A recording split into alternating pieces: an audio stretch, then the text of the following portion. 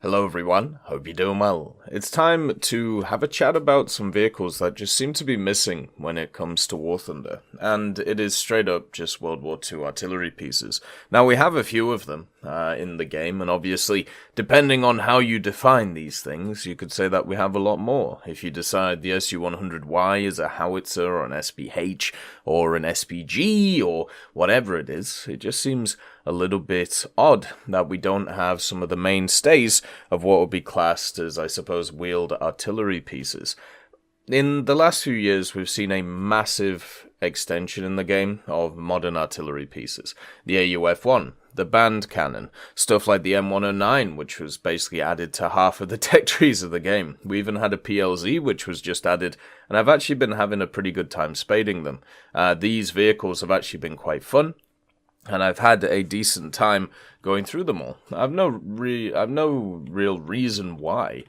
Generally, when it comes to this stuff, I have a pretty rough time playing these SPHs, but recently with the BR changes and also some of the changes to how the HE works, it's actually feeling pretty nice to be able to play all of these machines. So it's been quite good, and it's got my mind thinking, well, what else could they add? Obviously, you have the Panzerhaubitze 2000 or whatever it's called, the big old German donkey machine, which I'm sure will come in. But at the same time, the main area of my focus is usually Second World War stuff or around there, and there's a lot of vehicles which just haven't made it to the game yet, and instead were skipped in favor of stuff like the M109, in favor of stuff like the Type 75 SPH, and I'm just kind of wondering why, because a lot of these vehicles would pretty much fit in the game.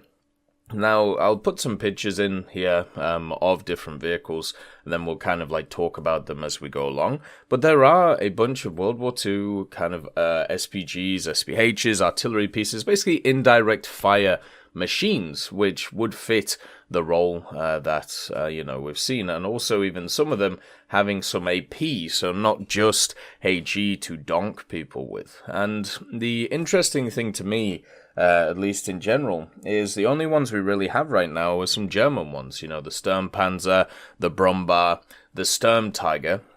And for some reason, every other nation has just kind of been forgotten about, even though there is many to be had.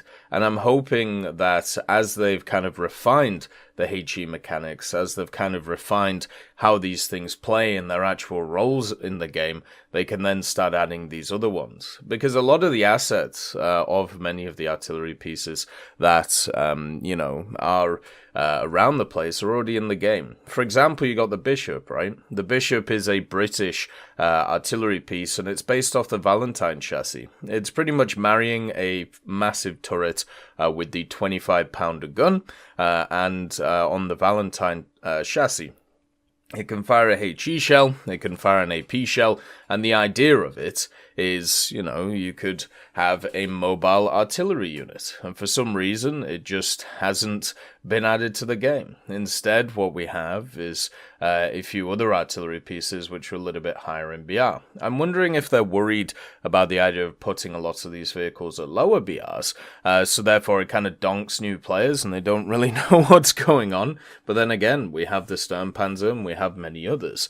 And the Sturmpanzer, I suppose, has had a pretty rough time of it, going down in BR over and over again, but I feel like a lot of these vehicles wouldn't. The next one is the M7 Priest, the standard M7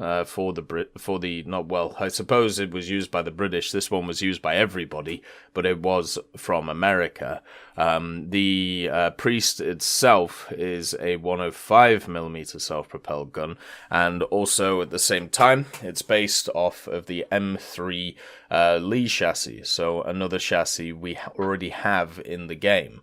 So it's just very odd to see that, it hasn't been added. They can even add the one with the 50 cal, which would be kind of cool. You then also have the Sexton.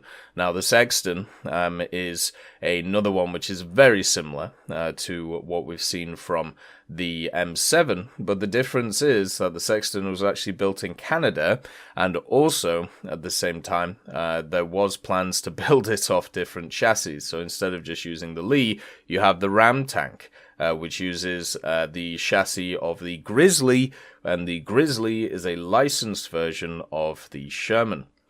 So you could have a very unique vehicle there, which could go around the place. Once again, it uses the 25-pounder and can fire HE, can also fire AP as well. So overall, just a pretty fun machine. You even have stuff like the T19, right? The T19, which is a standard half-track, which the American has, and it just has a 105 on it that you could donk people with. I know we have a similar vehicle in the game with the M3 GMC, but I don't understand why this vehicle isn't allowed. It's just so odd that you have these vehicles and they just were never added.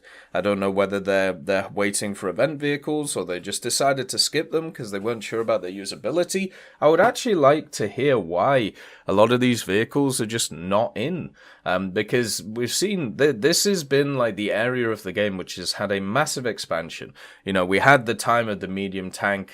Before that, you had the time of the heavy tank where they added in all of these vehicles to try and bolster some of the areas. Then you had the mediums come in, and then a ton of light vehicles and SPAAs together to try and sort out different ranks. And now you have the artillery time, where it seems like they're adding a bunch of stuff like SPHs, but for some reason they've just gone straight modern and completely missed out on a ton of vehicles in a lot of the tech trees. Now, for the Soviets, you already have, I suppose, a bunch of them that were kind of used as SPHs. You know, the SU series and the ISU series was used as indirect fire weapons, so maybe that's why they decided to miss it out, because of the fact that you already have a ton of vehicles for them, which were seen in that role. But you have so many more from other nations. The Vesp, of course, for the Germans, which is actually a really cool vehicle, once again based off a standard chassis that we have in the game, the Panzer II,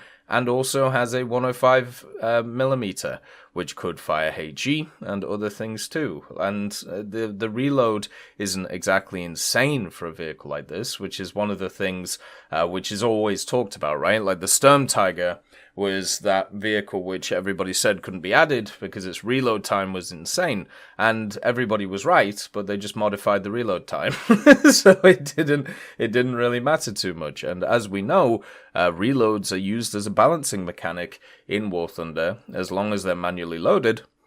And hey, guess what? Pretty much all of these artillery pieces have manually loaded guns. So I don't really understand why we're in a situation where these aren't being added. Then you've obviously got the Hummel, right? The Hummel, which is another vehicle I'm sure a lot of people would like, with the 150 millimeter on it, based off, of course, the Panzer IV chassis. So you've got a huge gun, you've got a lot of splash, and then also at the same time, you've got another chassis that's in the game already. So a lot of the work for these guys is already done. You also have some of the guns around the place. And there's a ton of other vehicles that, you know, are around the place as well, which were more, I suppose, prototypey. But these ones, they were made in hundreds and hundreds. Like the Hummel, there was over 700 of them built. If you have a look at something like the M7 Priest, for example, they made a ton of them. They made like over 4,000, 5,000 of them in their different variants. And they're just not here.